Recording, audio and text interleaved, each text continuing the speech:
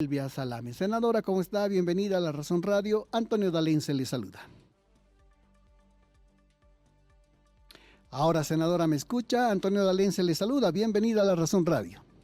Buenos días, Antonio. Le escucho perfectamente bien. Buen día. Bien, buen día, senadora. Decía, no sé si sin querer queriendo o queriendo con querer para algunos, pero estamos otra vez en una encrucijada, senadora, ¿sí? Ya el año pasado habíamos pasado por unos periodos parecidos en los que medio que como que avanzaban las elecciones judiciales, pero se frenaban otra vez y en fin, y ahora estamos en una situación parecida, senadora. ¿Qué nos puede decir? ¿Cuál es su primera impresión sobre esto? Eh, Antonio, yo creo que la situación no es la misma que el año pasado, ¿no? Ahora en este proceso ya no se lo puede parar por varias razones. En primer lugar, el amparo, Antonio, es una acción constitucional que se ha establecido para proteger la vulneración de los derechos de un ciudadano o de una colectividad, pero es decir, no es una acción que pueda permitir que se afecte intereses de otras personas por el beneficio de una persona. Ujú. Los efectos de un amparo son interpartes. Entonces, esta decisión del Tribunal de Garantías de Santa Cruz indudablemente es un exceso, Antonio, Ujú. porque todo ciudadano tiene derecho a reclamar si cree que se han vulnerado sus garantías, sus derechos establecidos en la Constitución. Pero lo que el Tribunal de Garantías tiene la obligación de ver es qué es lo que va a conceder. Y una medida cautelar, en primer lugar, es una medida excepcional Ujú. que se dicta para evitar un daño inminente e irreparable. Pero en este caso, el proceso de las elecciones mismas no le van a causar un daño irreparable a la señora. Ujú. Lo que debió haber hecho el tribunal es disponer que de inmediato la asamblea, a través de la comisión que corresponda, proceda a evaluar nuevamente a la señora de acuerdo a los términos que estaba reclamando. Ujú. Lo que en concreto ella reclama, Antonio, es que se ha vulnerado el artículo 13 en el parágrafo segundo. Ujú.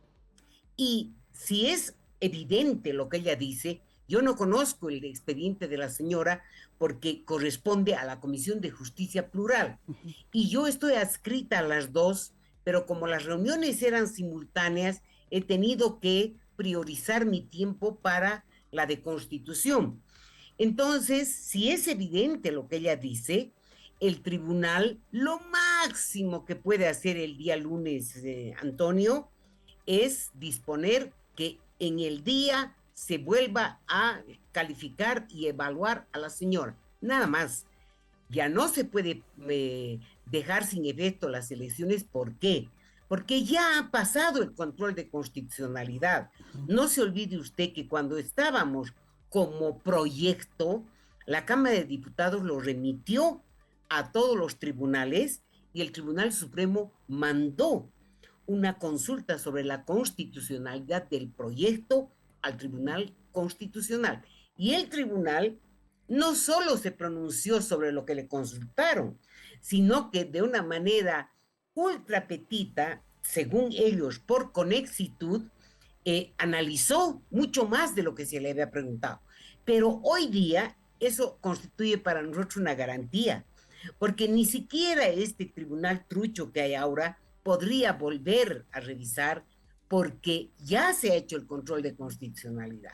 ¿Qué, Entonces, esto sí o sí va a avanzar y que vengan este amparo, muchos otros amparos, igual el proceso avanza, Antonio. Que viene, la verdad, nos tranquiliza lo que nos explica senadora, porque ayer fueron varios de sus colegas quienes dijeron es que ahora han puesto otra vez en peligro las elecciones judiciales, incluso se acusaron, ¿no ve? Entre ambos, la oposición decía el gobierno es el que quiere frenar, el gobierno decía no, es la oposición la que quiere frenar, por eso le hacía esa pregunta, pero nos tranquiliza, senadora, cuando usted nos dice esto ya no se puede detener, ¿sí? Y va a avanzar, así sea tropiezos, pero va a avanzar. El lunes se termina de dilucidar este caso, senadora, pero ayer también decían otros asambleístas que hay otros pendientes, ¿no? Incluso se habla hasta de 20 casos, 15 a 20 casos de recursos que se presentarían. ¿Ocurriría en todos exactamente lo mismo, senadora?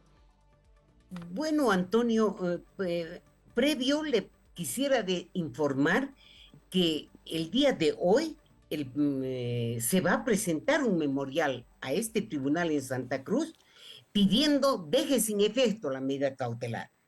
Entonces, si ese tribunal, advertido de su error, porque voy a entender que es un error, porque ambos son formados muy bien en derecho y me extraña que hubieran concedido una medida así. Si esto hoy día o mañana ellos indican que se deja sin efecto, indudablemente se reanuda inmediatamente el proceso. Ahora, entrando a la pregunta de usted, ¿qué pasa con los otros? Pueden haber 100 amparos, Antonio. No puede ningún otro tribunal disponer pues la suspensión, Uh porque -huh. estarían sometidos no solo a una posibilidad de un juicio de responsabilidades, perdón, no responsabilidades porque ellos no gozan de eso, pero sí a un juicio de prevaricato, Uh -huh. porque no se olvide usted que aquí estarían pues afectando los derechos de todos los bolivianos. De ninguna manera ningún tribunal se puede pues arrogar una competencia que no tiene. El amparo tiene otro objeto, otro fin, y no puede a través de un amparo disponerse la paralización del proceso, Antonio. Entonces, hay varios, por ejemplo, ha habido uno en Achocalla, donde realmente también se ha dictado una resolución insólita. Yo en los 50 años de abogado que tengo, primera vez en mi vida que veo, la juez de Achocalla, ella le ha habilitado a un candidato. Sí, hemos leído eso, sí. En lugar de decir que la comisión revise y vea, ella ha dicho, bueno, queda habilitado. Entonces, imagínense, realmente parecería ser que estamos tratando con personas que no están formadas en derecho. Yo no sé si la presión o qué puede influir para que emitan fallos como ese. Para ese también se ha pedido una complementación y también una enmienda, que aunque en el fondo no puede variar, pero se le está preguntando cómo se va a hacer lo que ella está disponiendo. Senadora, me gustaría volver un poquito. Nos decía que hoy van a presentar un memorial. ¿Por qué no nos explica un poquito más el contenido de ese memorial y el objetivo? Bueno, usted sabe que yo solamente estoy adscrita a ambas Sí, comisiones, sí. no soy titular. Entonces, el día que ha sido antes de ayer, que se comentó que se había presentado este amparo, ahí yo sugerí que se haga esto. Y tengo entendido que ayer la comisión lo ha tratado y que se ha dispuesto que ambos presidentes hoy presenten el memorial. ¿Qué diría ese memorial, Antonio? Diría, en realidad yo no lo tengo al memorial, pero a criterio mío ese memorial tendría que decir que se deje sin efecto esa medida cautelar, porque es una medida que está vulnerando los derechos de los ciudadanos bolivianos.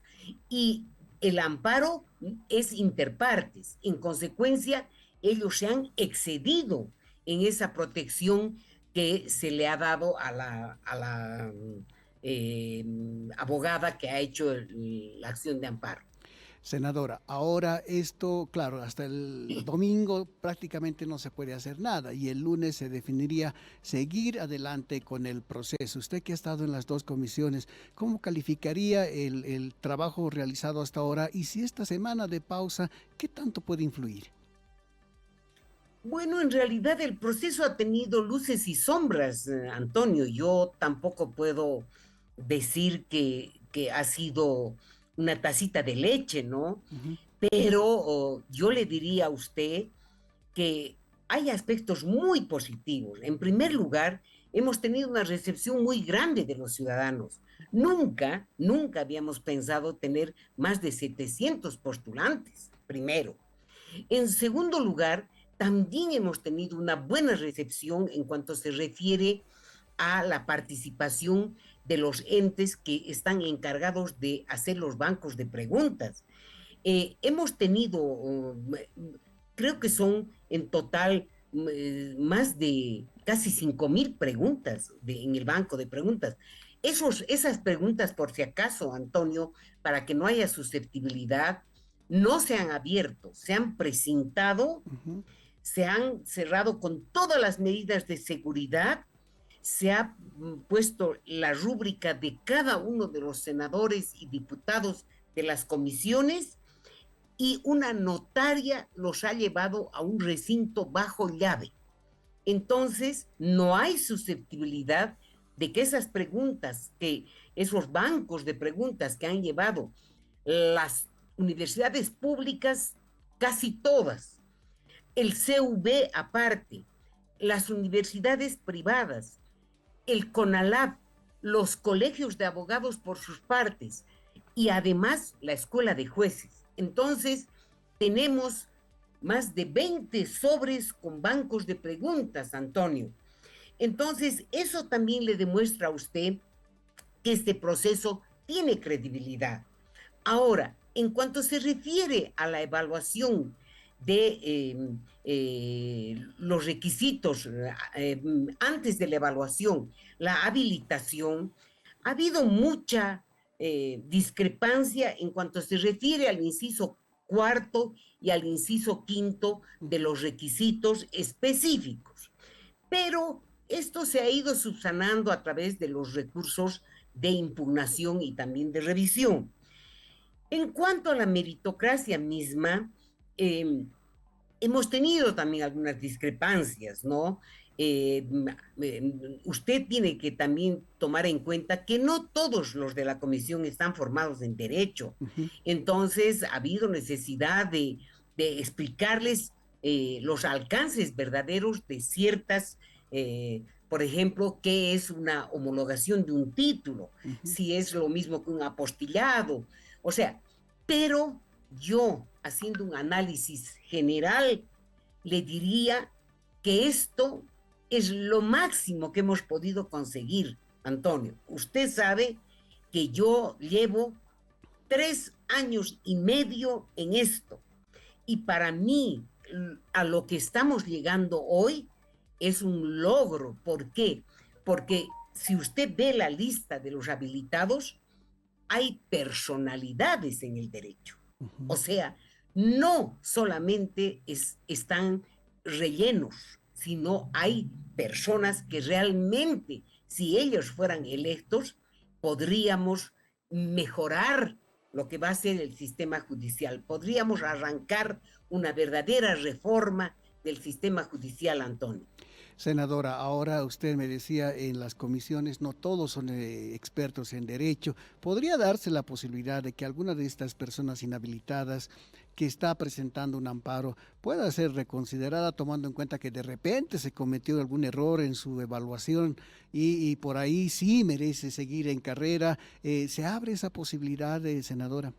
Sí, sí, Antonio, claro que sí. Por eso le digo yo a usted, no es desacertado que un ciudadano presente un amparo, tiene todo el derecho, porque si a mí, por ejemplo, no me han evaluado adecuadamente, yo tengo dos opciones. Una, decir, bueno, eh, los que se pierden son ellos porque yo no voy a estar en ese tribunal, o decir, bueno, voy a pelear hasta última instancia y voy a hacer que reconsideren mi caso, ¿no? Entonces, tan es así que en algunos casos se ha revisado a través de solicitudes que se hacía incluso vía Facebook, donde los ciudadanos estaban al mismo tiempo que se revisaba, estaban ellos haciendo el seguimiento y decían, no, usted no puede decir que no tengo el título de maestría, mi título está en la página 7. Entonces los de la comisión iban, verificaban y sí estaba en la página 7, entonces se le colocaba los 25 puntos que tenía por la maestría. Ahora, hay otro tema también que muchos de los colegas han reclamado y que para mí en eso no tienen la razón. Cuando se evalúa la formación académica, si usted tiene un diplomado, tiene puntaje 5. Si usted tiene una especialidad, tiene puntaje 15. Si usted tiene maestría, tiene 25. Si tiene doctorado, tiene 35. Pero había colegas que tenían maestría, diplomado, especialidad, y querían que se les sume todo.